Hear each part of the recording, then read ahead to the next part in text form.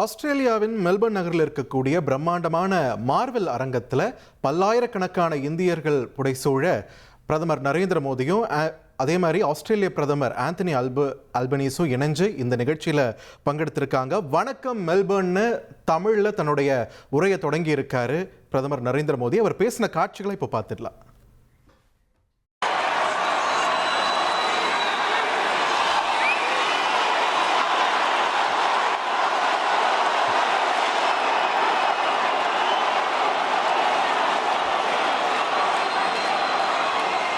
I would like to begin by acknowledging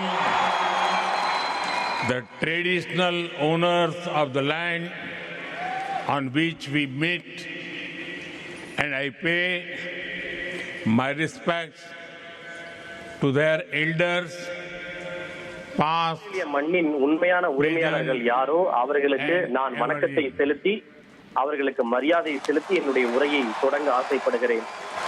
ஆஸ்திரேலிய மண்ணின் உண்மையான உரிமையாளர்களுக்கு என்னுடைய மரியாதையை செலுத்துகிறேன்.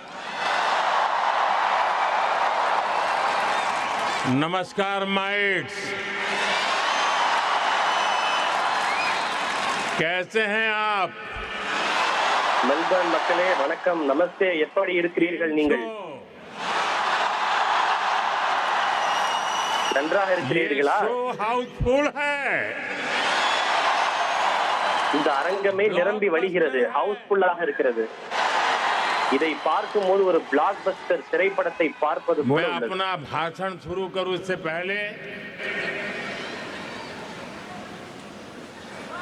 विक्टोरिया के प्रीमियम और मेरे मित्र प्रधानमंत्री जी के सम्मान में आप सब अपने मोबाइल फोन की फ्लैश लाइट बजा के इनको सम्मानित कीजिए. உரையை தொடங்குவதற்கு முன்பாக என்னுடைய அருமை நண்பர் ஆஸ்திரேலிய பிரதமர் ஆந்தோனி ஆல்பனீஸுக்கு உங்கள் மொபைல் போனில் இருக்கக்கூடிய டார்ச் லைட் விளக்குகளை ஒளிரவிட்டு நீங்கள் மரியாதை செலுத்த வேண்டும் என்று கேட்டுக்கொள்கிறேன்.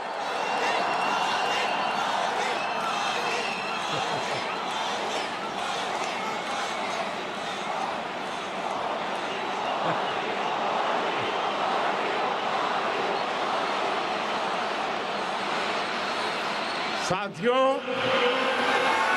इससे पहले मैं 2 बार सिडनी में आप सबसे मिला था. நான் இதற்கு முன்பு சிட்னியில் 2 முறை உங்களை சந்தித்து இருக்கிறேன். மெல்பர்ன் மக்களை சந்திப்பதற்காக நான் இத்தனை ஆண்டுகளாக ஆர்வத்தோடு காத்து கொண்டிருந்தேன். इस बार मेलबर्न वालों के साथ फ्लैट व्हाइट कॉफी पीता हूं. எனவேதான் இந்த முறை நான் மெல்பர்ன் நாட்டு மக்களோடு வெள்ளை நிற காபியை அருந்துவதற்காக இங்கே வந்திருக்கிறேன். साथियों, जिस एनर्जी से आप सभी ने, हमारे ओसी फ्रेंड्स ने हम सभी को वेलकम किया है, वो और भी अमेजिंग है. இங்கு குழுமி இருக்கும் மக்களின் முகத்தில் இருக்கக்கூடிய ஆற்றலையும் அந்த சந்தோஷத்தையும் பார்க்கும்போது அது மிக மிக அற்புதமாக இருக்கிறது. அவர்கள் காட்டக்கூடிய அன்பு, வரவேற்பு, இவற்றை எல்லாம் பார்க்கும்போது மிக வியப்பாக இருக்கிறது. மெல்பர்ன் நகரம் எல்லாவற்றையும் அடித்து தூக்கி சாப்பிட்டு விட்டது. साथियों, मैं मेरे मित्र, भारत के मित्र प्राइम मिनिस्टर एंथनी अल्बनीसी का भी बहुत आभारी हूं.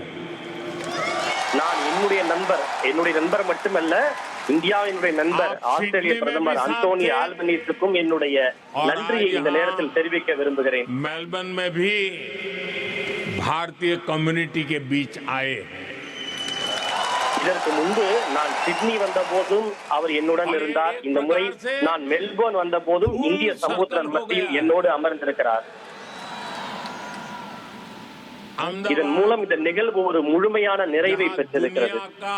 सबसे बड़ा क्रिकेट ग्राउंड है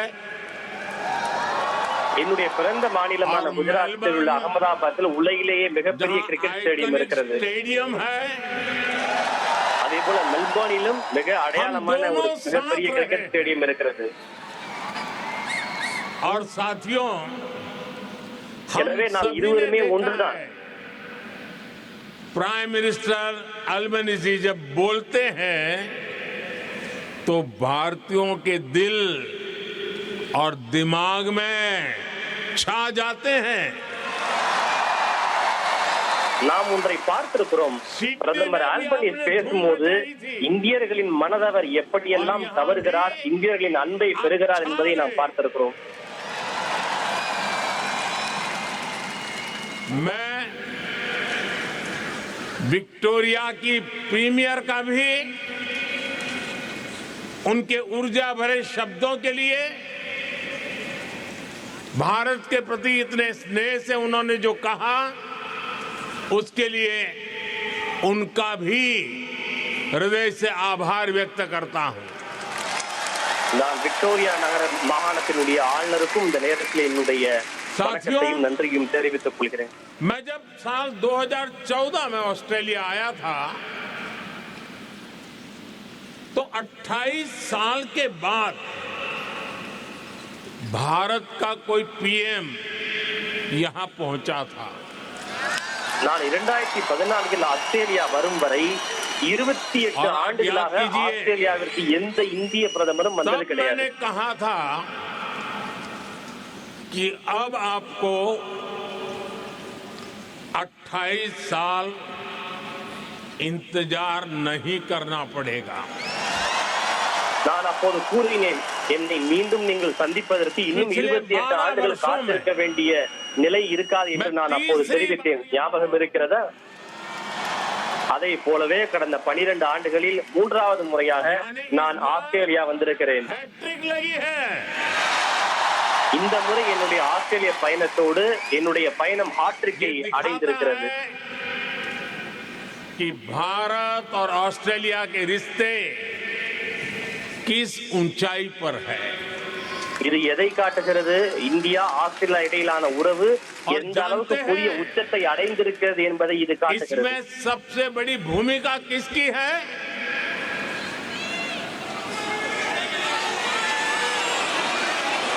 இதற்கான கிரெடிட் யாருக்கு சேரும் என்று தெரியுமா?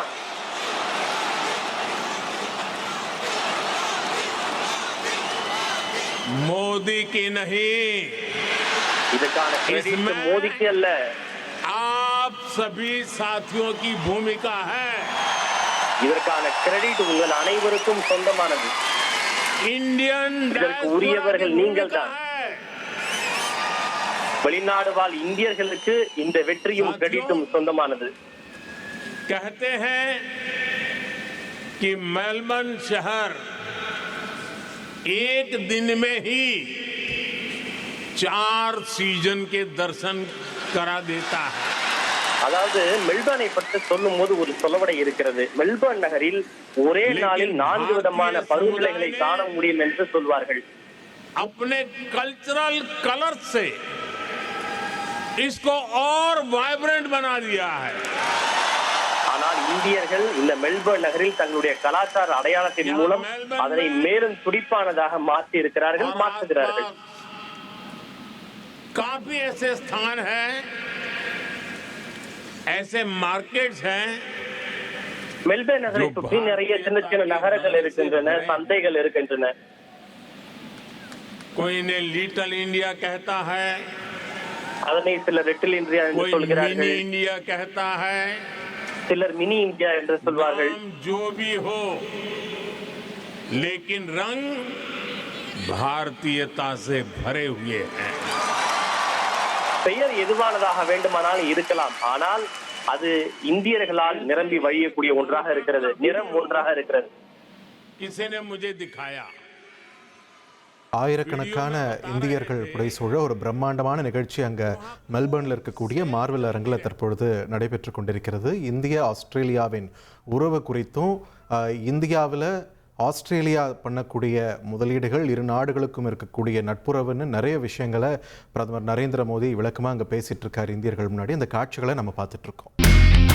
இனி செல்லும் இடமெல்லாம் செய்தி. தந்தி டிவியின் வாட்ஸ்அப் சேனலை ஃபாலோ பண்ணினா செல்ல இருக்கும் இடமெல்லாம் செய்தி. இதோ QR கோட் இப்பவே ஸ்கேன் பண்ணுங்க, ஃபாலோ பண்ணுங்க.